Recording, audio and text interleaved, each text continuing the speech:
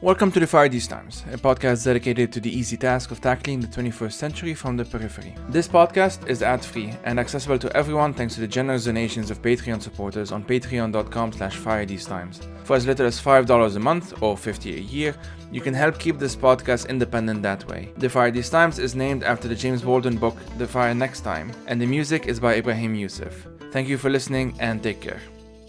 So thank you all for listening. We're doing this very special Ukraine series, and today I have Romeo on with me. He's going to explain why he's on with me and what we're about to do with the upcoming few, I don't know how many episodes, we haven't actually decided yet. But Romeo, can you start with some introductions, if that's okay? Sure.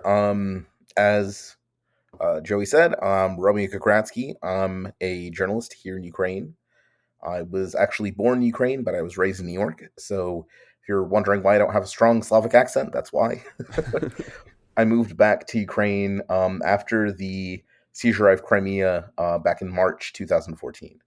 And I've been here ever since, basically working as an English language journalist in Ukraine. Currently, I'm the managing editor of the English language news outlet, The New Voice of Ukraine, and I am the co-host of the Ukraine Without Hype podcast, which you guys can also listen to. You guys should definitely listen to it.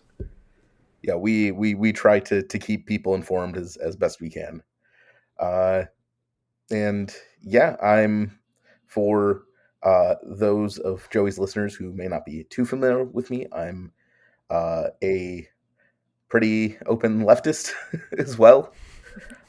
Just to immediately push back against any possible accusations that I am some kind of plant. No, I've been a Marxist since I was 13 years old. I've read Capital like 3 times, so don't come at me with that. I'm sure. I mean, you probably can guess, but I've received all kinds of accusations as well. So at this point, I just got used to them. Yeah, exactly. So, as it happens, I mean, honestly, when we said Thursday, which is Thursday, March 2022, for the record, as it happens, it's exactly a month since the most recent invasion, since the upgrade from the recent, how do you say it? We From call the it an invasion of all-out 24th. invasion here. What do you call it? An all-out invasion. There you go. Well, there you go. An all-out invasion. It's been exactly a month, so I guess what we can do, if that's okay with you, is get some reflections on your part on this past month of nightmares, and yeah, we'll just take it from there after that. Sure. Do you want to ask questions, or do you want me to just start talking? But the question, I guess, would be, specifically, there will be like a political dimension to the question, then a personal dimension to the question, and I mean, obviously they're linked. But I guess the political one to start with, how would you describe the situation as it is right now, and how has it changed, I guess? I mean, the most obvious thing is we're still fighting a month in. When the Russians first came in, they thought they would take Kiev in like 72 hours. Obviously, that hasn't happened. They've managed to occupy just one provincial capital, and that is Kherson, and they have a couple of other small towns and villages in the southern region of Ukraine as well occupied, but nothing close to what the Russians had hoped to accomplish. And Ukraine has proven itself to be, at this point, more than a peer for the Russian military, which is collapsing in itself. The Russian rhetoric and propaganda of denazification has proven to be completely false, as you can watch any number of Russian media sources and Russian officials use explicitly fascist terminology to talk about their invasion of Ukraine, which they still deny it's an invasion. So the world has seen that the Russians' claim to anti-fascism is, quite frankly, just projection and a lie. They're the ones using fascist methods to invade, repress, and reconquer Ukraine, which they see as a recalcitrant colonial subject, basically. Their kind of desire to recapture Ukraine and to force the Ukrainians into loving the Russians has completely failed. Their propaganda has failed in Ukraine. They haven't been able to set up any puppet authorities like they had in Donetsk and Luhansk. And just overall, they've basically just fallen flat in their ass in every single aspect of this invasion, um, militarily, politically, economically, in every single way. It is quite extraordinary. I mean, since it is a month ago now that it started, I remember it very well. I was visiting a friend of mine in Paris, and by the morning I woke up and obviously I saw the news, and then by that afternoon there were already huge protests in Paris that I attended. Um, and honestly, since then it's been. I'll try and write some kind of blog post or essay or something, putting these thoughts a bit more coherently together. But it's been a mix of horror, obviously, um, surprise at times, sometimes positive surprise, I would say as well, and a lot of just being astonished that they could be this bad in terms of just preparation, just in terms of symbolism, also being this bad at disinformation because they were slightly better at it in Syria and they still are. Um, and it really seems, as you said, like we saw all of those intel and reports and whatnot pretty early on that Putin expected himself that basically Kiev would fall within 48 hours or 72 hours, as you said, and clearly that did not happen. But what's incredible, I mean, among many things, is that even the symbolism, even like using a Z, which is like one stroke away from a swastika, using the language that they're using on state television, which we can still see all the time, everything from threatening to drop a nuclear bomb on Warsaw to calling EU was something along, I forgot what that patriarch said, something satanic, gay pride, something as you know, whatever. Um, all of those like that's not the sort of effort that you would make if you had an external audience to persuade, really, which kind of shows that they did not plan it as well as they may have otherwise, and which probably goes back to this being essentially Putin's idea. More recently, not more recently, but obviously parallel to all of this, to the battlefields, or I don't like to call it that, to the the conflict zones, which again I do not like to call it them. We're also obviously seeing in parallel at the same time a sizable influx of refugees from Ukraine to mostly to other parts of Eastern Europe, and some to a lesser extent in Western Europe as well. Have you seen, and you yourself, obviously feel free to speak to as much as you want on that. You don't have to mention details or anything.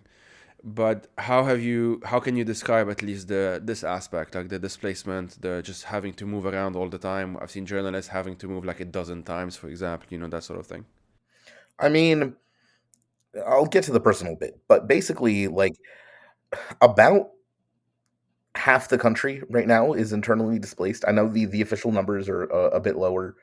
Um, like officially, it's like 3.5 million or four have fled beyond the borders, while there's like 12 million or something internally displaced. But I think unofficially, it's about half the country, because a lot of And Ukraine these. has about 40 something, right? Yeah, I mean that census is really old. It's probably a little lower, 39, 38, but we haven't had a census since 2003. So it's hard to tell. But like basically it's a lot of people. It's the entire right bank of the country has more or less stopped working. Um, because a lot of these cities that they attacked are the like border cities that border Belarus and Russia. Kharkiv especially is a huge one. And it was a major driver of economic development. And as a result, there's a lot of people living there.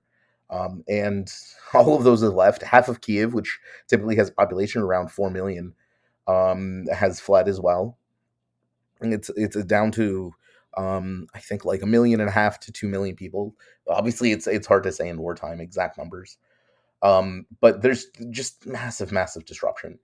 And I mean, it's hard to understate just how much of an effect that has on people's lives. Every apartment on the like west of the Dnieper basically is completely booked. There are millions of people right now that don't have jobs and are basically living off savings or donations because how can they work? Despite like the country is trying to open up, but again, we're talking about millions and millions of displaced people, and that's not even talking about the guys that went abroad. Though notably, because Ukraine's martial law prevented all males, basically anyone male from the age of like 16 to um, 60 or 80 or something like this is not allowed to leave Ukraine. So a lot of the refugees that have left are just women and children because they're the only ones that are being allowed to go basically, and everyone else is internally displaced. Um, I don't know. It's hard to describe just how eerie it is that half the country has basically decamped. I don't think the modern world has seen a migration quite on this scale. um, Again, Ukraine is has a much higher population than most of the countries that have seen conflict in the modern era. Uh, we're like the second or third biggest country in Europe by population size, so it's a complete disruption of absolutely everything, really. Um, One saving, maybe grace, is that a lot of people have been returning to their villages and their towns because prior, Ukraine has seen a very strong wave of urbanization where, like, basically everyone except the elderly would leave their tiny little villages, their towns, and go to cities like Kiev or Kharkiv or Mariupol or anywhere that had work to be found. Yeah. And now people are kind of going back to those places because they usually have like a grandmother or grandfather, a home or something that they can actually stay in, which is one of the biggest issues. And that's not even touching the refugee centers that have been set up in a lot of cities because, quite frankly, refugee camps are never pretty in any circumstance. And Ukraine, while not dirt poor, we're not like a completely bereft economic country. Ukraine's economy was actually growing pretty steadily up until the invasion. We're still not a developed nation by any sense. So you can imagine that the circumstances in these refugee camps within the country are not great. Though obviously there's not a lot of reporting out of them. Um, I think for clear reasons, the Ukrainian government doesn't want to show that and demoralize people, of course, or dissuade them from evacuating, God forbid. And Western journalists typically have more exciting things to worry about. Though, from what I've seen, the refugee camp situations in Europe are not that much better. Um, and that's right. I wanted to also mention the state of refugees kind of outside the country. Though I don't really like using the word refugees because for most of these people, they're going to come home once the war's over. I prefer using the term evacuees because these are people evacuating for what everyone hopes is not going to last more than like a couple of more months. No one is looking to build a new life in Europe, and the very few people are like talking about like settling in Western European countries to like quiet all the xenophobes that worry about masses of immigrants or whatever. The grand majority of Ukrainians just want to go back home. And of course, what they're going to see when they come back home is a different question. But that is the hope that everyone is going to come home, and no one is looking to settle abroad in any sense. We have a pretty strong connection to our land here. Yeah, and thanks for that. And if I may, like more personal question, like how have you had to deal with it in past month? I mean, for me, I'm a little lucky here because I'm living in my hometown of Vinnytsia, which is a provincial capital about 300 kilometers southwest of Kiev. It's about 3.5 hours drive in peacetime. Bit longer now. But luckily, my great grandfather built a house after World War II here, and I have a house to stay with. Obviously, I'm staying here with my wife and a couple of friends that also evacuated from Kiev with me. So, in a lot of respects, we're a lot luckier because Vienna is basically completely safe. We've been hit by missile strikes a couple of times, but those have mostly been military targets, and none of them have struck any like residential areas within the city or anything like that. The Russians are nowhere close to shelling us or anything. Um, so there's nothing much to worry about on that front. And as a result, life in Vienna is starting actually to normalize. Like the restaurants are opening up, the hookah bars are opening up. They've recently allowed the sale of beer again. Alcohol was banned for a month, and they've Okay. recently allowed the sale of beer again here. So, in Vienna, things are more or less calm, and I've been able to have like kind of a semblance of a normal life. Though obviously it's a bit cramped, and we're also hosting evacuees whenever they come through and they need a place to Sure. stay. Yeah. Um, so I can't really complain. There's a lot of people that have had it a lot worse that don't have like a house to go back to or a village to go back to or anything, and basically they have to go through hostels and these refugee centers and rely on the kindness of strangers for an unspecified amount of time. So I can't really say much there. I'm lucky enough that I've been able to make a few trips back to Kiev to deliver supplies. I have a car, so that really helps out, and it's been fine. It's not been the best time, as you can imagine, Sure. but it's Yes. been much better than a lot of what a lot of people have experienced. Right. Yeah. You had mentioned some time ago, like even colleagues of yours have had to. I mean, you mentioned it now again, so maybe you can expand on this a bit if that's okay. I just want to try and give a sense to listeners that what the media working landscape is right now. Most folks will have some kind of rough idea, I suppose. Like they would say, "Well, it's obviously bad. Probably you'd have to move, etc., etc., etc." But I don't know if you can give us some examples, maybe just to so it's not very abstract for listeners. Um, what has the main real effect is obviously Kiev as the capital was the center of everything. It was the center of Ukrainian economic life, and obviously the center of the media landscape as well. Mm-hmm. Most outlets reported out of Kiev, and typically speaking, their like provincial reporting was pretty lackluster. You usually have to rely on local affiliates for that. So now Yeah. everyone's left Kiev, and Kiev reporting from Kiev now is seen as kind of this pretty dangerous thing. Though I know a couple of journalists who've still stayed in the city for whatever reasons they have, but otherwise mostly if you are like in the western part of the country, even in Vinnytsia, you're more or less safe. Mm-hmm. Um, and once you can find a place to set your laptop down and continue working, you can keep do that. The Ukrainian government has been pretty connected to the media. I won't say that they've been entirely transparent because one of the big effects on reporting that I think every journalist in Ukraine has encountered is the more or less complete information blackout on the Ukrainian army, troop movements, the results of battles, whether battles have been held, casualties. Everything is in complete blackout, which as a journalist is a little bit annoying, but as a Ukrainian, Mm-hmm. I'm glad to see because whenever the Russians have any kind of information that there's been any kind of Ukrainians moving somewhere, they tend to hit that place with a missile strike. So obviously, the less information available is better. Though obviously, from a reporting perspective, that does complicate work a bit. The real danger has come from the journalists that have been brave enough to not just stay in Kiev or anything, but to go beyond, to go into the conflict zones. Um, Two of my colleagues that I used to work at Hromadske, which is a independent Ukrainian news outlet, they were captured. One of them, luckily, Victoria Roshino, has been recently released.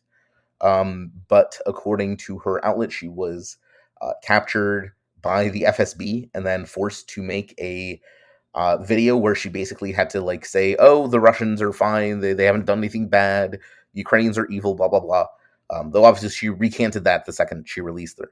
And then another journalist that I used to work with, Max is still currently missing. He disappeared on the 11th, reporting somewhere near Kiev, I believe, and he's been out of content since then. And on top of that, we've had at least 6 journalists killed, a number of producers killed, fixers. One of our MPs, a wife of one of our MPs, was killed by Russian shelling. A Russian journalist was killed by Russian shelling that had been working for the Insider, which is a Russian independent news outlet here in not in Ukraine, but she was reporting from Ukraine. So, for those people brave enough to actually go into the conflict zones, obviously their life expectancies are unfortunately not what you would hope. And it definitely does raise the danger and brings the war home a lot harder when, I hear about people that I've worked with, that I've like sat next to and, shared coffee with and gossiped with, when I've heard they're disappeared or captured or God knows what else. And that's pretty disheartening. But again, I don't feel any danger, like personally sitting here in Vinnytsia, or like a lot of my colleagues are in Lviv or something, and they're also fine. So if you're not really within the conflict zone or within the range of Russian artillery, there's not too much to worry about. Yeah, like the furthest away from Russia, the safer, more or less. Basically, Yeah, yes.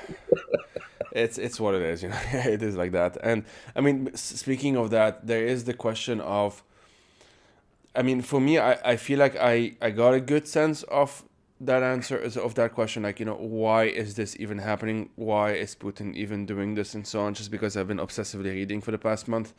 But for listeners who have a better relationship with their mental health and have not been reading as much as I have, how would you even try and explain the why of it all?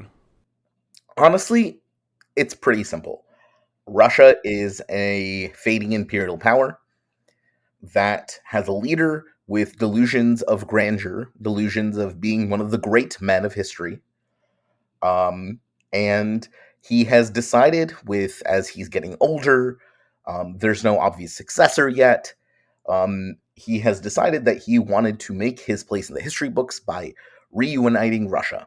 And to imperial Russia, that includes basically Belarus and Ukraine. These are two areas that Russia has always seen as part of Russia. They don't acknowledge that these are independent places with their own culture, with their own language. They've always seen it as a core integral part of Russia. And to a lesser extent, that extends to the Baltics, to an even lesser extent, this extends to Poland, but specifically Ukraine and Belarus. And he's already gotten Belarus after Lukashenko botched his vote rigging a couple of years back. He lost all of his support from the West.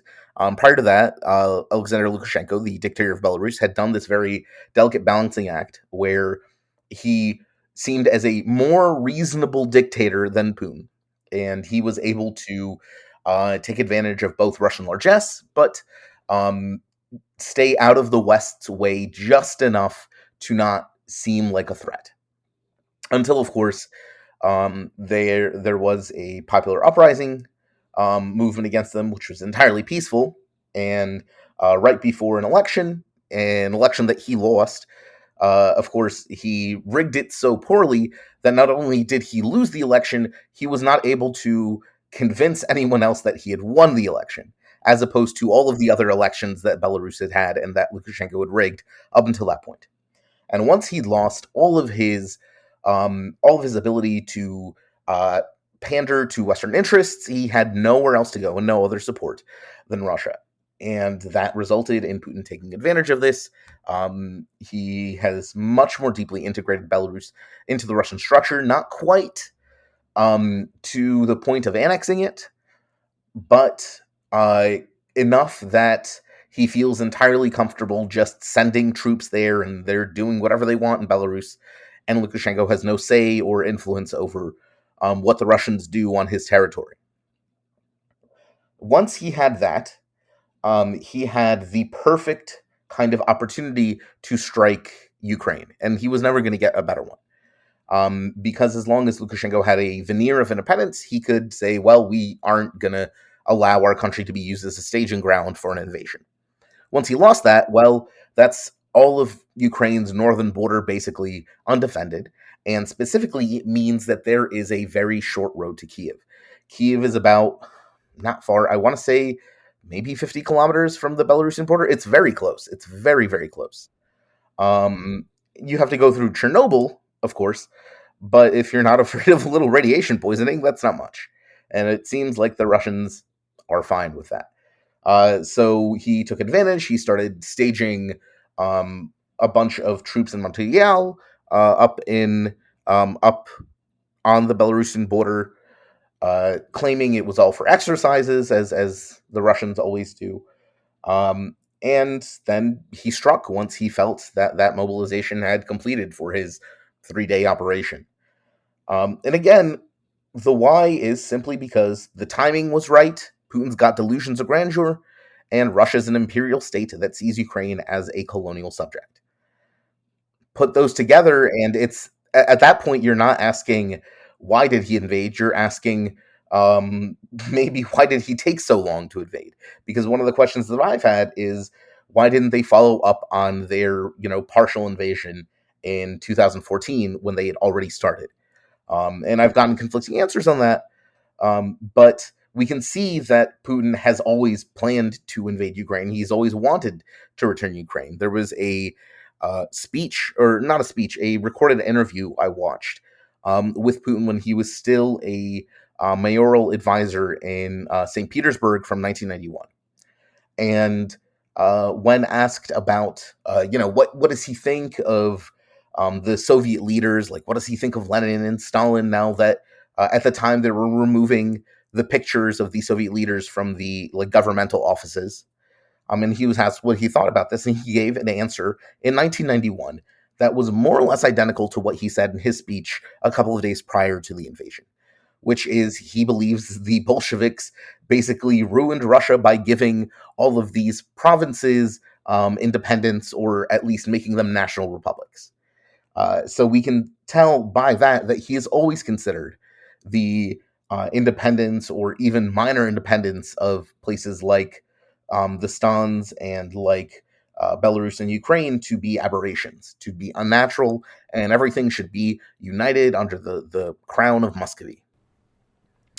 This is the bit that I was trying to hint at before, trying to understand this aspect of it. One of the ways I could, because obviously, I mean, maybe not obviously for those who don't know, but I spent a lot of time covering Syria. I'm from Lebanon, neighboring country. I spent a lot of time in 2016, most of 2016 from what I can remember, basically video calling, kind of like we're doing now, with journalists mostly in Eastern Aleppo at the time, and the bombs in the background and stuff like that. So a lot of what has been happening in the past month, obviously for me, I've had to also just try and pace myself so as not to trigger some kind of PTSD or whatever. And so far, surprisingly managing. But at the same time, the reason I brought this up is because there were all of those things that early on, and by early on I mean in the days preceding the full-on invasion, the speech that he gave, which was that we later discovered was pre-recorded, the humiliation of his spy chief, whatever the fuck he's called, the performativity of it all of that stuff. I sort of, for me, it was all very deja vu-y. It was very, there wasn't this kind of ideological conviction when it comes to Syria. With Syria backing Assad was much more straightforward. He saw an opportunity and he took it. It's kind of much more simpler than that. It's not part of the greater Russian Empire or whatever. It was more like a realpolitik, quote unquote, calculation, if you want. And I have a lot of thoughts on that, but it's fine for now. The first episode, anyway, of the series, the Ukraine series, as I'm very uncreatively calling it, was with Leila Shami, who's a Syrian writer, good friend of mine, and we've both been following Ukraine quite obsessively through that lens in many ways. one of the other differences, and maybe here I can get some of your thoughts on this, the disinformation aspect, the online disinformation aspect.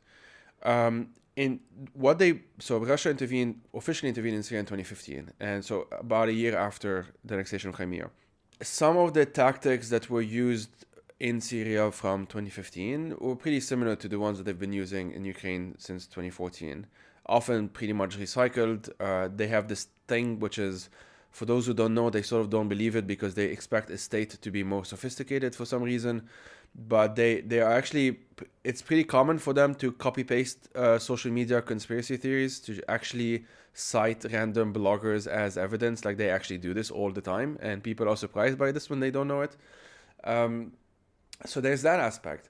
But more recently, as in this time around, the past month, I just can't help but noticing that, probably because this was almost entirely Putin's idea and they did not plan it maybe as carefully as they would have otherwise, or I don't know what it is exactly, but even by the very clumsy standard of online Russian disinformation, it's been even clumsier. And to be honest with you, I don't really have a good explanation for this. I don't know if you do. Maybe just the Ukrainians have been much better at speaking to the media because they've had 8 years of basically preparing for this. That's kind of like my working theory. That is a big part of it. I mean, when the Western world started to talk about disinformation, which what they call fake news, which I always found to be like a weird kind of way of phrasing it. Disinformation isn't a new tactic, Yeah. but the Western world really only started taking that seriously in 14, when Russia first invaded, and when they seized Crimea and seized Luhansk and Donetsk, and Ukrainians were actually kind of at the forefront of confronting that at the time, because being former colonial subjects of Russia, we are incredibly well equipped to counter their bullshit, because a lot of what they say and have said, they have been saying for literal centuries. You can find Russian aristocrats grumbling about Ukrainian independence from the 19th century, maybe the 18th century, and even behind that, because again, Russians don't really believe that Ukraine and Ukrainians are a separate people and a separate nation, and have any desires outside of Moscow. They simply, for whatever reason, don't accept it, don't comprehend it, and are incapable of comprehending it. I think a lot of the clumsiness that we've been seeing in terms of their media push has just been because they can't really push against Ukrainian narratives. They don't understand where we're coming from, and as a result, they can't respond to them. They can only push really like poorly thought out conspiracy garbage, like we have bioweapons labs, Mm-hmm. or we're developing nukes, or where Uh, we have didn't didn't chemical one weapons stored. didn't one Russian MP even say that Ukraine made COVID or something like 2 days ago? Like, I Yeah, think, exactly. yeah. Like just complete garbage, because again, they can't talk about the whole independence aspect. They can't push back against like Ukraine saying, "Oh, we have a separate language," because they don't understand. They really don't. It's not a part of their worldview that they can really comprehend. And people very often have trouble understanding that, because they're like, well, can't the Russians like talk to Ukrainians? Well, you'd think they can. You'd think they really could just talk to us, watch our media, anything. We're right there, but no, they are incapable of doing that. There was a Twitter thread I was reading the other day about a Ukrainian talking about some friends he had in Russia that contacted him shortly after the invasion. He was like, "Hey, you guys, what are you guys doing? Why are you like fighting back? Don't you want to be free of the West or whatever?" And the Ukrainians like, "What are you talking about? What West? What freedom? We are free. We live in a free country." And the Russians are like, "Nazis control your government." And it's just so blatantly idiotic, because it's not like the Russians know that Zelensky is Jewish, for example. Um, they can, like, that's not a secret. It's not some hidden fact from the Russian populace. But again, they are simply incapable of comprehending this. And as a result, their like bullshit that they make up about Ukraine is really easy to drown out. Also, the quite simple fact that when you invade a country with a like symbol that literally looks a stroke off the swastika, as you said, and then go on state TV and talk about the necessity of cleansing the traitors and the impure to purify the Russian nation. Like, that kind of stuff does not lend itself well to good propaganda. It really doesn't. Um, It really. I'm really telling does you. not know. I'm honestly still baffled that I went with a Z. I don't know. Someone should have. But I say this knowing that the answer is obviously someone did not. But someone should have pointed out that it's very easy to just make a swastika out of a Z. I don't know why. I mean, that's. It's like they gave a present to protesters, like pro-Ukraine protesters throughout the world now. I'm saying it all the time. Just people putting a Z and then adding a stroke to it. It's just very easy.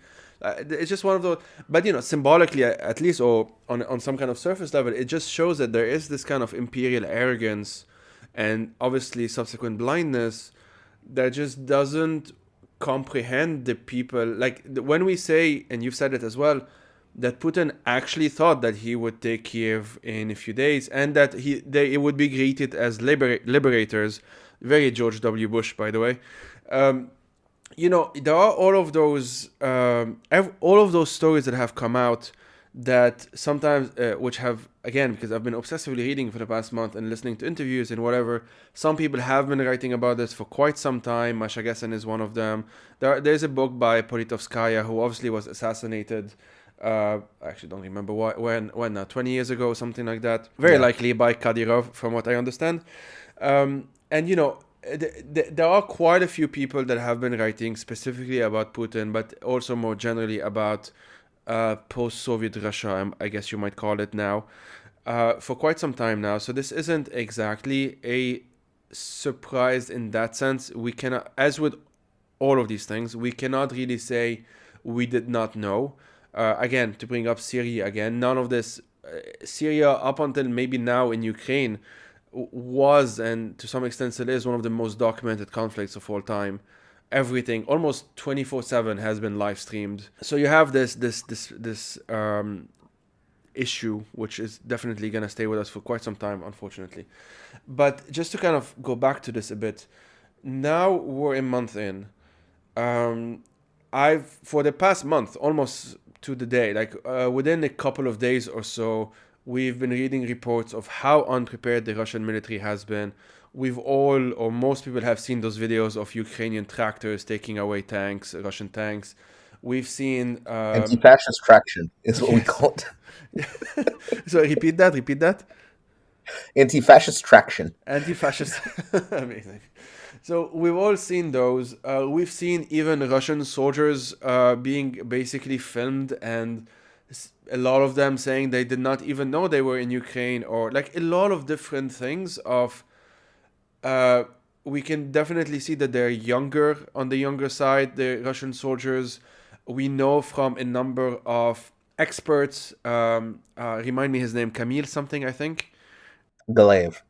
Kamil Garev, yeah. That actually, like, for example, the Russian army is more ethnically diverse than that's not the word, but like has more of minorities than the average Russian population. So they're taking a lot of soldiers from ethnic minorities. There is this very obvious, unless you have this ideological filter, which obviously many do, that these are people that are sent to be cannon fodder. Even Syrian soldiers are being sent now to be cannon fodder. And again, there does not seem to be a long-term plan. There really does not seem to be one. And this kind of brings me to the next question, which is the scarier one in many ways. Like, I've read and listened to, again, obsessively, a number of interviews by people that clearly know much better than I do, trying to understand what the logic, if there is any, of Putin might be at this point. And the concerning thing is that he has definitely been more isolated in the past couple of years with COVID. We know this. We've seen those ridiculously long tables. We know that he is paranoid about COVID because he's a rather old guy. We know that his own circle of trustees and advisors, some of them have literally been leaving in the past few weeks. There was his climate envoy, I think, who's now out of Russia. There's a lot of his closest advisors are just not speaking to the press. There are some questions around whether they are really, a number of different things that this is not a good thing. This is not a good sign for someone who has this many, not just nukes, obviously, but just this much power in general. So I'm wondering, like, from your perspective, I guess, how do you see, and also at the same time, I should say, we have seen that the Russian army is struggling like significantly in like they've I forgot, I don't know the number. The numbers are what, almost 10,000 or something like this, which is higher than what they've lost. That's just what they admitted themselves. Yeah, exactly. The real number is absolutely higher than that. And this is more than like the entirety of the Soviet invasion of Afghanistan. These are ridiculously high numbers for just a month. And so it's just not like something huge is happening other than the most immediate aspects of it, humanitarian, etc., that is probably very difficult or maybe too early to tell. But I am curious if you have some thoughts on this. Like, where do you think this can go? So I have a lot of things. Just to address the latest point, why of Putin's kind of instability. Honestly, I think this is not surprising from a material standpoint, simply because he is getting older. And Russia is a dictatorship where what he says goes. A perfect example, he doesn't have a cabinet, he doesn't have a Politburo, even like in China. There's nothing, there's just him. The greatest example for that really drove that understanding home for me was when he had his the Russian Security Council or whatever meeting that was televised, and they were all talking about how they need to recognize the independence of the puppet authorities, and which until that point they'd never done, because it doesn't make sense to recognize the independence of a puppet authority. It's not an actual state. Mm-hmm. It's literally just an occupational administration run by like gangsters and security officers. Mm-hmm. It's not an actual state. So when they were having this meeting, and he called up, I think you mentioned this, the head of their foreign intelligence service, Narishkin, I think is his name. Yeah. And Narishkin was like stammering. He looked like a schoolboy. Like he looked like a schoolboy being asked to like put an answer on the blackboard, He was terrified, and you could see this televised to the world. He was terrified of Putin. And this guy is, again, the head of Russian foreign intelligence. He's not like a diplomat or someone weak-willed. You can probably absolutely bet that man has personally tortured and killed people himself. And here he is, like, barely able to string a coherent sentence out of Putin. And that just goes to show you how personalized this regime is. Yeah. And when you have a regime this personalized, they're just not politically stable as a rule, especially when their leaders get older, when they start thinking about, instead of purely pragmatic terms of how to consolidate power, hold power, give out tribute and everything. At this age, people typically start thinking about stuff like legacy. And this is not purely pragmatic consideration. This is not a purely rational account. This now goes into the territory of ideology and of belief. And Putin is hitting that kind of time. So a lot of these, like, quite frankly, fantastical expectations that the Russians had when they invaded Ukraine is all down to the fact that people still see Putin as a genius master strategist, which you don't become dictator of Russia by collecting bottle caps, at least not in the post-Soviet period. But at the same time, the guy's getting old. And he's now thinking about stuff that isn't directly related to having and maintaining power. He's pretty effectively coup-proofed himself. I was walking with my podcast buddy Anthony Bartaway the other day, and we were talking about what Russia's succession plans look like. And there is none. Every single successor that has ever been pushed up is no one. Like Medvedev is off the table. any, like, Narishkin's off the table, everyone's off the table. Like, if Putin dies tomorrow of, I don't know, a stroke, he's old, right? And he could literally just die of natural causes, like, inshallah. But if he does, who takes over? No one has the slightest clue. So, of course, at this point, Putin's making decisions that are not driven by practical considerations of geopolitics and so on, and power projection, but simply because he wants to be remembered as a great man who rebuilt Russia and restored it to greatness. And when people look at Putin, they're not thinking of that. They're thinking of the guy that has connived and murdered and blackmailed and wormed his way into holding power for 20 plus years. But that's not the Putin we see anymore. A great example of that was his very recent rally at a stadium in Moscow. Yeah. Now, this is something Putin would have never done. He is not that kind of guy. But here he is holding what is basically a Trump rally, like what basically is a fascist rally, in the middle of Moscow in, this coat. He's not even wearing a suit. He's wearing like a $10,000 Italian coat or something, like a snappy sweatshirt. It's like an Italian brand or something. Yeah, exactly. Like and this is not something Putin has done ever before. He is at this point of his life where he feels completely like comfortable in power. Of course, he's paranoid because he's a dictator. You kind of have to be paranoid. But at the same time, we see him like pressing to be transform from this image of this paternal technocratic leader that is trying to do what's best for his people and like regulate the entire country so everyone has a comfortable life, to this kind of charismatic ideological guy, when he's not that at all, and he's never been that.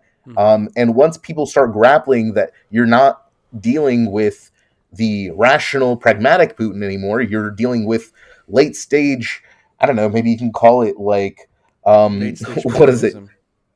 Yeah, late stage Putinism, like his midlife crisis Putinism, I guess. And that's a completely different person. Like, yeah, some people go out and buy sports cars when they hit a certain age, and some people turn into fascist ideologues. That's just the way the cookie crumbles. This is an important point as well. Maybe we can just focus on this a sec, because I didn't know some of it. I knew some of it, but I didn't know all of the details. I didn't know his obsession with some of the past Russian. I think Ivan the Terrible. He's obsessed with him. He kept on that speech that he gave, which is now notorious. And I know that you went on Robert's podcast on It Could Happen Here, I believe, to talk about that as well. In that speech, I listened to just summaries of it and whatever, but the whole thinking Lenin, basically blaming Lenin for quote-unquote inventing Ukraine, it was just this weird thing where it's like pro-Soviet or pro-concept of a union, but not really a Soviet, basically a Russian Empire 2.0, and sort of seeing himself in that legacy.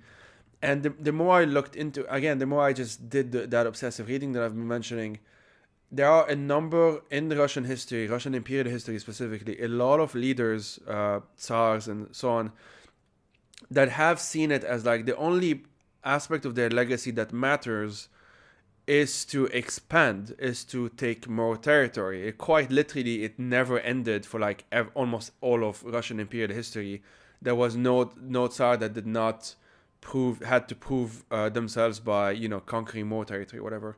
So in that line, he's sort of like following that. And usually I don't bring up what should be ancient history or whatnot, but he's obsessed with it. He talks about this all the time, that he sees himself as a historian.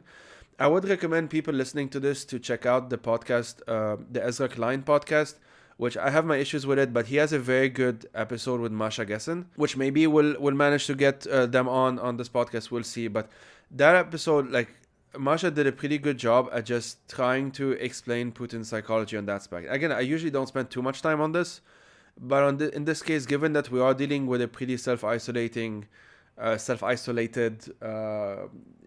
megalomaniac, etc., etc., it's definitely worth thinking about this. Well, given that you're obviously Ukrainian, from a Ukrainian perspective, how, and we can link this up to this other thing that I want to talk about anyway, which is that obviously we've seen the frustration, and you've expressed it as well, towards sections of the left, blah blah blah, Western left, etc. Which at this point, I've been ranting about this for like I don't know, 8 years maybe now. So I part of me doesn't even care as much, but I'm gonna do it anyway. And this I've seen. So I'll try and usually I don't mention names, by the way, because I don't like to give these people attention, and so I won't do that. But I would mention certain trends, certain just common tropes and whatever. One is talking about Russia's neighbors in Eastern Europe as basically as if they don't really exist. You know, like actually agreeing that or accepting that Russia deserves whatever a buffer zone, right? Like we've actually heard that term a lot of time. Like, well, it's understandable that Russia is pissed off that whatever country joined NATO or wants to join NATO or whatever, because, well, they will have NATO on their borders, as if those nations themselves don't get to decide anything anyway. So that's like one common thing. The other common thing, I mean, it's all ignorance anyway, but there's pretty common the person who did not think about Ukraine until 5 seconds after the most recent all-out invasion, and is suddenly an expert on Ukraine or especially on Russia, and thinks of Ukraine through that thinking on Russia, etc., and is unable, even after condemning openly, let's say, Putin's invasion, even after putting either in between parentheses or whatever that this is bad and this is horrific and I don't support this and I don't condemn this, unable to kind of just stop there. Like they kind of have to continue and say, yes, but had NATO not done this, had the Americans not done this, etc., etc., etc., which again goes back to Eastern European countries not getting to decide what they want in the first place. And okay, so there's a lot more. I'm gonna stop there. I'm curious if you can just give us your thoughts on this, and maybe I'll just add a bit on that. Yeah, specifically, I have obviously also been struggling with this for 8 years of the like specific questions of people that I would otherwise have called comrades, just basically being cheerleaders for imperialism. And the reason, honestly, I think the reason comes down to the fact that there was no reckoning with the Soviet Union's legacy in the left. That did not happen when Occupy kind of revived the modern version of the Western left. The Soviet Union was held up as like some kind of like ideal to aspire to almost. But here's the thing, the Soviet Union was always a continuation of the Russian Empire with a different color. Like that aspect of Russian chauvinism and Russian imperialism did not go anywhere when the Soviet Union started. And of course, Eastern Europeans, Caucasus people, the Central Asians have always pointed this out. You'll find leftists in all of those countries always talking about, no, the Soviet Union was always an imperial project. Baltic leftists would talk about this constantly. But again, our voices don't matter because we're not the imperial core. We're not literally Russians. So it doesn't matter what we say. We're just some weird degenerate offshoots. We don't actually have our own opinions because the only right opinion comes from Moscow. And again, because that legacy was never really reckoned with, people didn't really go into, like, when I was a baby leftist, when I was like 12, 13, whatever, I started being politically aware and, not liking the fact that there was poverty and homelessness in the United States. And like all the basic realizations that you have at that age that, hey, maybe there's something weird with our economic system that is producing these horrible outcomes. When I started like doing this, I was very historically aware as well, because obviously you can't figure out why the world is the way it is without looking at what caused it to be the way it is. And because I had family in Ukraine, I would go to Ukraine every summer. I could talk to people here and ask them, like, is your life better now than under the Soviet Union? And of course, basically everyone would always say yes. And for a while as a baby last, this was kind of confusing. I was like, but look, we have homeless people now. Like, you like can't buy anything. We have this staggering inequality, and be like, and people would be like, yes, but also there's no secret police. The corruption is just normal corruption. It's not like institutionalized.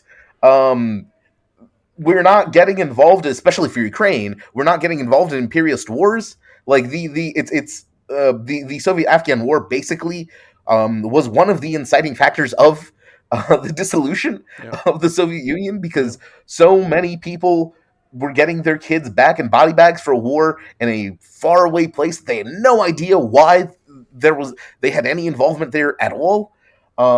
So I would go here and I talk to people and be like, well, yeah, but it was still really shitty. Like, yes, there were things that were kind of like nice, but otherwise, yes, it is better now that it's gone.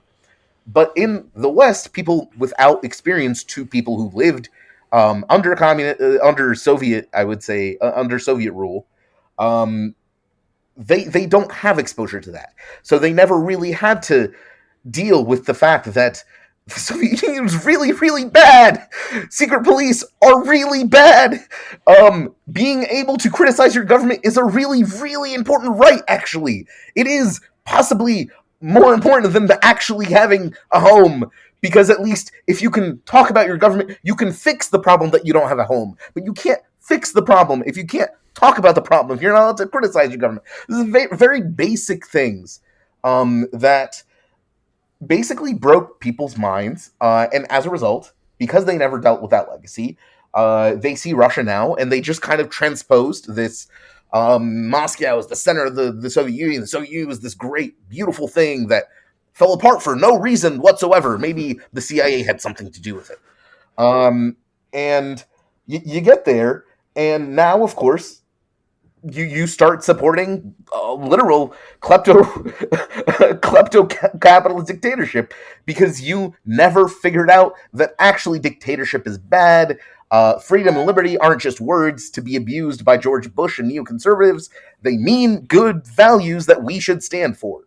But if you don't believe that, if your whole position is America bad and like Soviet Union good, then yeah, it does make sense that you would just uncritically support Russian propaganda, repeat BS lies, support literal like hyper-capitalist dictators like Assad. It all kind of falls into place if you see that transposition occurred, no one had to deal with it, and well, voila. I really hope that maybe after the just incredibly openly fashy symbolism and language used by Russia, maybe people will finally start to deal with that. But my hopes are not high. No, mine are not either. This actually brings me to the third point that I was bringing up. It's a good segue of this whole Russia is like the whole denazification and blah blah blah, all of that. Although, okay, not a lot of people, I would say, are openly apologetic of that specifically, but a lot of people, I do think, have bought into it, at least to some degree. And what's incredible about this, well, a couple of things, other than it's bullshit, which is, level one of kind of, debunking disinformation, whatever. Other than that, a couple of things. One, it's kind of ironic to me for anyone who is in the West to talk about Nazis anywhere else. Like for me, just in general. I have family connections to Italy. My wife's Italian. I've lived in the UK. I know a lot about America just because you kind of have to. You kind of have to. And I know a decent bit on France and Germany. Every single one of those examples have a shit ton more Nazis pretty openly at this point, even in government. AfD in Germany. The Italians have literal neo-fascists who are MEPs, like member of the European Parliament, who do we have members, I forgot who, I think it was a Bulgarian. Isn't Mussolini's granddaughter an MEP? Yes, Mussolini. Yeah, her name's still Mussolini. Mussolini himself has his mausoleum is still in Italy. You can still visit it. You can do whatever the fuck. It's completely normal. You can go to places, although it's supposed to be taboo, but you still can find calendars in like the average kiosk with like those, and you have Franco supporters still openly Vox in Spain, etc., etc. I can go on and on and on about this. Obviously, the French elections are like very soon, and you have two far-right candidates. Not just, I mean, you have more than two, but you have two main far-right candidates, Le Pen and Zemmour, who are either Holocaust deniers or soft Holocaust deniers or pro-Pétain, or you have all of those things happening. And I mean, I'm not even bringing up Don't January forget 6th. Sorry.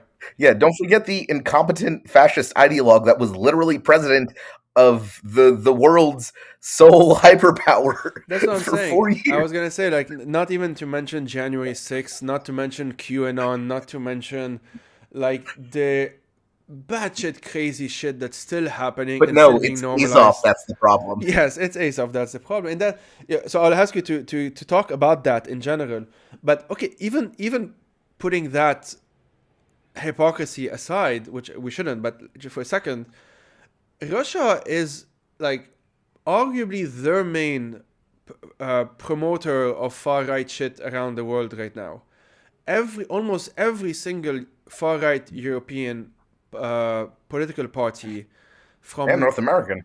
sorry And North American. and North American have had some links, have been either photographed with Putin himself, or have gotten money from the Russians, like from Farage to Le Pen, for example. Orban is pretty known for this as well. Like, it's incredible to me, and just the fact that, given that from Putin's very obsessive homophobia to the far right patriarch saying batshit stuff like a week ago, to all of those different things, the male state as they call it, which is this far right pro Russia group, so many other things, and people listening can check out Bellingcat. They've been doing a lot of good work on this, and other people as well have. Just so many different things that if your priority is Antifa and being anti-fascist, it's like how more obvious, as I said, like it's like one brushstroke away. Like they're very close to just saying we are and that's it, but they can't say it, and this maybe confuses a lot of people. So maybe we can talk about this. For the most part, they cannot say, hey, we are Nazis, because of the specific Nazi Soviet Union history in World War II, because of the legacy of all of this. They cannot use those specific terms, but they can use everything around it, like calling, as you said, like a Jewish president a Nazi, etc., etc.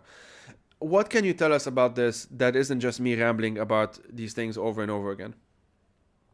I mean, the rambling's fine, but more specifically, I think there's this misunderstanding of how the post-Soviet states view World War II and specifically Nazism. Yeah. I think that in the West, it was framed as a struggle for freedom and democracy versus like a horrible discriminatory end, right? This like it was very much framed in this like way that we're defending our freedoms or whatever, but obviously in the 40s and not yet corrupted by neocon bullshit. However, in the Soviet Union, it could not be framed this way because, again, the Soviet Union was not free. It did not have democracy, and all of the values that the Western propagandists used to drum up morale for the war effort was not applicable because it could. If you propagandized about that in the Soviet Union, people would start really wondering why the Soviet Union was so similar to Nazi Germany. And it was in a lot of ways. The levels of social control were not different when East Germany was established, when the GDR was established. Like the Stasi were literally Gestapo. Like zero difference, is the same exact operational thing. And in fact, social control intensified in East Germany after its liberation from the Nazis. So you can imagine that this typical ideological basis of this conflict between the civilized world and fascism, it doesn't exist. In the Soviet Union, the conflict was specifically because they came to kill us and take our land. That's what we fought against. We didn't fight for some ideological basis. The Holocaust was minimized to the extent that Soviet Jews still have trouble talking about the Holocaust in the ways that we are used to Holocaust survivors talking about it in the West. In terms of Stalin literally persecuted survivors. Yes, exactly. So Soviet opposition to fascism was not opposition to ideological fascism; it was opposition to an invading power. It is why, for example, Ukrainians have been so good at taking that language back to apply to the Russians now, because we literally are again being invaded by a fascist power. The second time in 70 years. And it's why we can appropriate this Soviet terminology so easily and win propaganda battles with it, because again, that is what is literally happening. So when people like hear words like denazification or anti-fascism coming from the Russian side, they are not talking about what we in the West consider to be denazification or anti-fascism. They're specifically talking about taking their land back. Coming from Russia, that means they are specifically talking about killing Ukrainians and taking that land back for Russia. And once you understand that framing, you start seeing how really worrying that kind of language is. And of course, when the West, and of course, most Westerners, and not just on the left, just in general, don't see that. They don't understand that. They just see the same words being used. And for them, anti-fascism, denazification, Nazis are bad, whatever. So they don't really get that Russians are not talking about a concept at all similar to us. And obviously this means that people will buy into this kind of rhetoric, not realizing that it is in practice being used to imply the exact opposite of what you would typically associate with terms like anti-fascism or denazification or whatever it is. And you get to this weird point where, yeah, you now have like people who say, oh, we don't like fascists, like fuck Azov. But yeah, the Russians, they just want to get rid of Azov. That's all they're doing. That's why they have to like kill 500,000 people, because they just want to kill a single regiment already in combat with them that consists of a maximum of 1,000 people. Great job. Great logical train. But again, it is a mistake that I can see why people make that, because they are not aware of how different these terms are interpreted in the post-Soviet world. Yeah, so the kind of interesting thing here, probably also depressing thing here, is that also coming from the Middle East, and specifically someone who's been Syria obsessed for quite some time now, the parallel there is that Hafez al-Assad's regime, so the father of Bashar, also inherited, well, he was an ally with the Soviet Union at one point, and towards the late 80s specifically. Oh, that's kind of more complicated than that, but there was that. That's why you have a Russian base that's still in Syria. That's why, that's part of the legacy there. So there's that. But the link here, the reason I brought that up, is because it brings back, again, what we were saying at the beginning of a country's history sort of being summarized to fit, and simplified and bastardized even, to fit a certain narrative that necessitates ignoring local voices. Like, you have to ignore Syrians if this is the story that you want to have about Syria. If you still think that the Syrian regime is a state socialist regime or what have you, you have to sort of ignore the neoliberal phase and the privatization, the fact that there are literal billionaires that are running the show. You have to ignore all of that, just as you have to do it with Russia as well. The reason why I was saying that one thing that's still baffling me is that I would sort of not understand, but I would, adapt that understanding, if you want to try, well, maybe this is what the interpretation is. If Putin was making an effort to sound communist or socialist or whatever, and he's not even doing that. He has, the way he talks is very textbook right-wing, far-right, etc., etc. And so there isn't even that effort, if you want, to try and cater, quote unquote, to a Western audience. And this is something that a lot of people, I think, still don't understand, that there is a there is this propaganda, this disinformation that's for a foreign audience, but there's also the one that's for a domestic audience. And from what we've been seeing, the polls that I've seen, a lot of Russians still don't believe that there is a war. They still call it a special operation. Support for it as a consequences of that, no doubt, is still relatively high, or higher than it should be for sure. A lot of people are probably just shrugging their shoulders because they don't know what's happening, or they don't want to know what's happening, or they just don't want to think about it. Or the problem is now that they view themselves as being victimized by the West. So all of their conspiratorial beliefs that the West has plotted the downfall of Russia right now because of the sanctions, which are being applied as a result of the invasion. But of course, they don't believe in invasion, right? So for them, all of this is just justifying this already pre-existing victim conflicts that the West is punishing Russia for just trying to restore its own country. Yeah, exactly. I thought of this. There was this Russian. I think he was like some kind of academic who was interviewed. So he is in Russia. He's not just a Russian academic. He's a Russian academic in Russia, who was interviewed on some British outlet.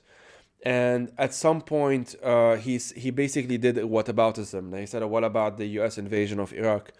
And the reporter said, "Well, this was clearly a bad thing to do as well, and many people recognize this, etc., etc." I'm not going to justify the journalist. That's not the point. But his response, like the Russian academic's response, is that, of course. So he asked, like, does the crimes of the West? I think the question was like this: justify what Russia is doing in Ukraine? And the Russian academic replied, "Of course it does. Of course it does, because that's what great empires do, or great powers." I forgot which terms he used. And like, that's as explicit as it gets. There is this sense, and I've learned this from Masha Gessen, from Peter Pomerantsev, who I interviewed, who we might interview again in the context of this series, that there is this sense that we call the Russians, are a great empire. We should be treated as a great empire or a great power. They usually don't say empire, they would say power. And anything less than that is in and of itself justification for all of the rest. I don't know, this seems to me like one of the obvious thread lines here that some people still don't understand, I feel.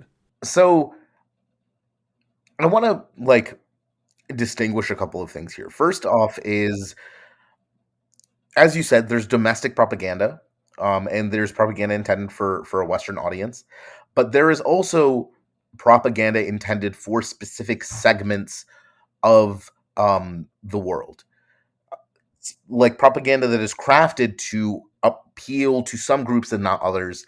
And we touched on this lightly with Putin funding basically every far right movement that we've seen in the world in the past 10 years. You can, if you follow the money back, you'll find some Russian connection there somewhere. But as far as I can tell, something not too dissimilar has happened with a lot of the left as well. There are a lot of, and this is especially visible through the media environment.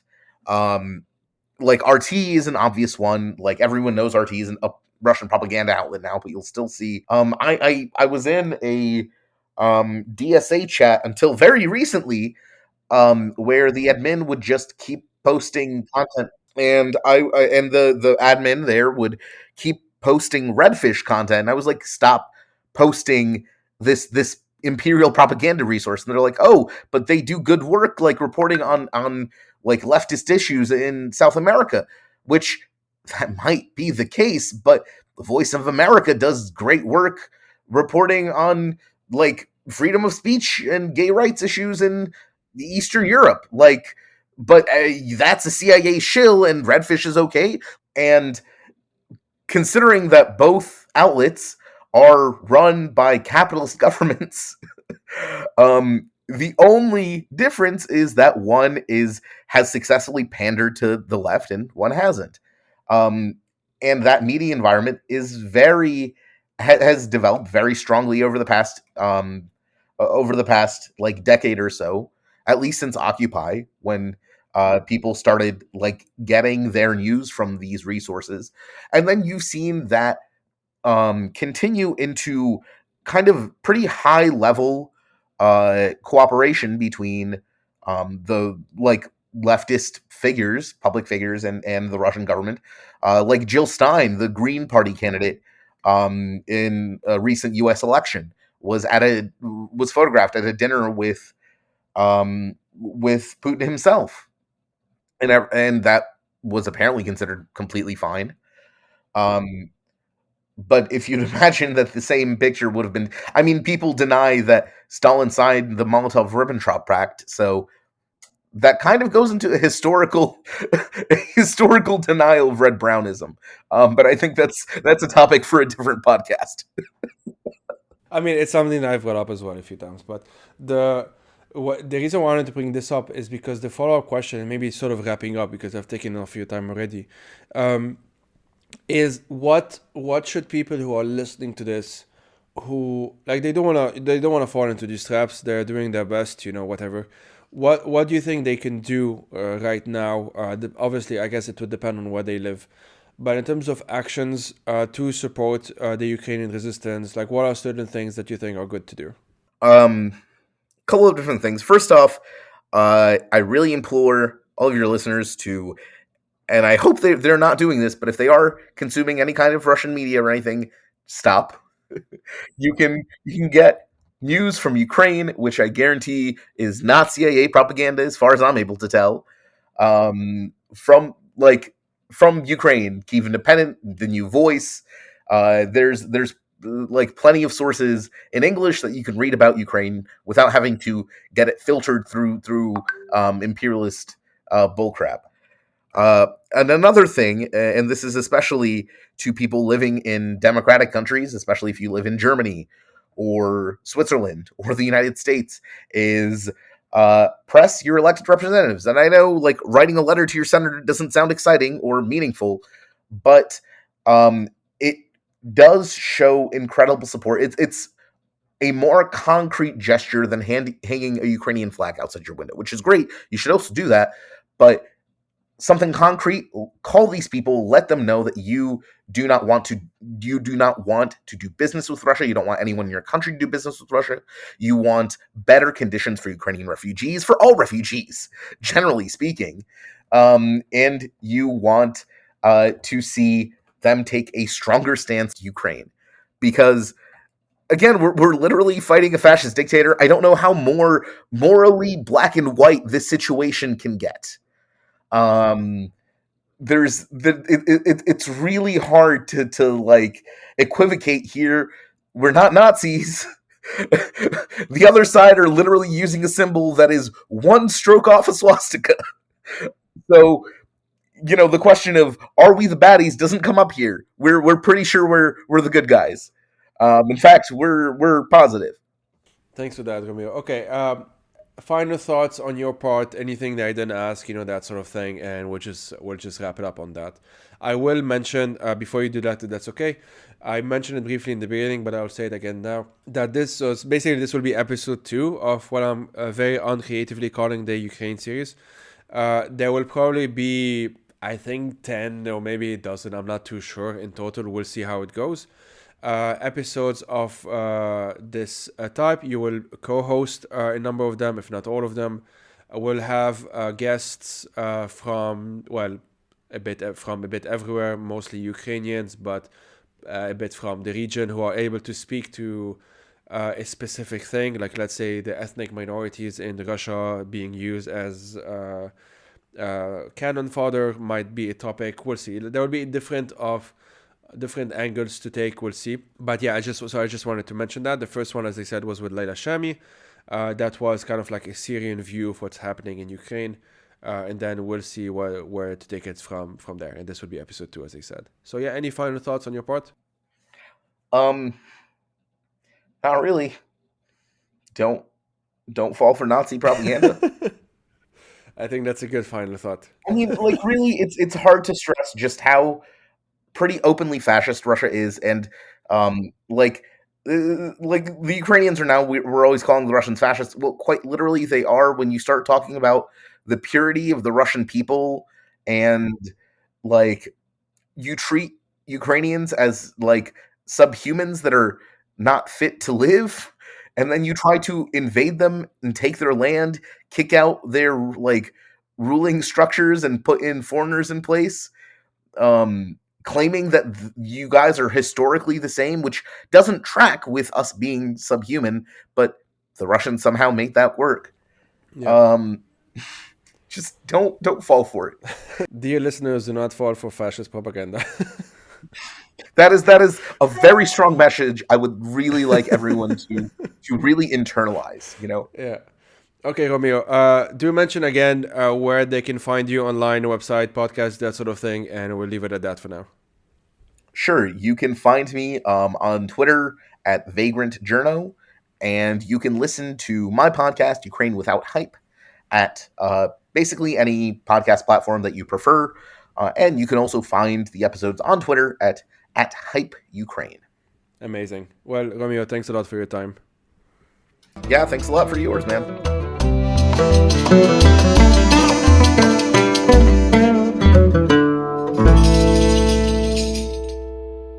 The Fire These Times is hosted by myself, Joey Ayoub. I am also its producer, researcher, writer, and sound editor. If you want to help turn this project into a full-time job, please head out to patreon.com/FireTheseTimes to support it. These episodes are part of a bigger project which includes resources, a newsletter, and eventually YouTube video essays as well. As always, thank you for listening and take care.